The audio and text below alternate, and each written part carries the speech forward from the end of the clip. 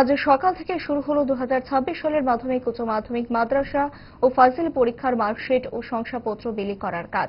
ত্রিপুরা মধ্যশিক্ষা পর্ষদের কার্যালয়ে এই বিলি বন্টনের কাজ শুরু হয় স্কুলের প্রধান বা স্কুলের মনোনীত সদস্যদের মধ্যে।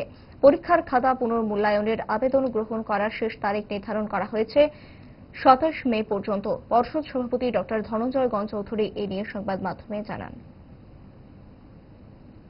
আমাদের ত্রিপুরা মধ্যশিক্ষা পর্ষদের 2026 সালের মাধ্যমিক এবং দ্বাদশের পরীক্ষার রেজাল্ট গত 8 তারিখে আউট হয়ে গেছে।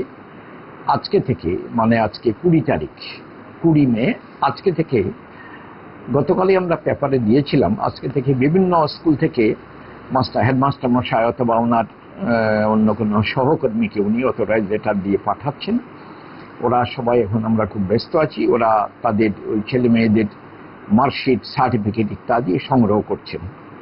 আমি সবাইকে অনুরোধ করব, আপনারা ত্রিপুরা মধ্যশিক্ষা পর্ষদের এফিলিয়েটেড যেসব স্কুল আছে, প্রতিটি স্কুলে যারা হেডমাস্টার মশাই বা দায়িত্বপ্রাপ্ত যারা আছেন, আপনারা আপনাদের কলিগদের একজনকে পাঠান অথবা পারলে নিজে আসুন, ছেলে মেয়েদের মার্কশিট ইত্যাদি সবকিছু সার্টিফিকেটগুলো সংগ্রহ করুন।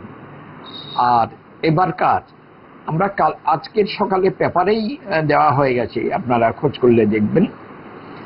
এবারকার পরীক্ষার্থীদের যারা পরীক্ষা পাশ করে গেছে, ওদের পরীক্ষা কেউ যদি চায় রিভিউ করার জন্য, রিভিউ করার ফর্ম ইত্যাদি যাবতীয় সবকিছু আমাদের বোর্ডের ওয়েবসাইটে আপনারা পাবেন। প্রত্যেকটা স্কুলের অবশ্যই জানা আছে আমাদের ওয়েবসাইট নাম্বারটা।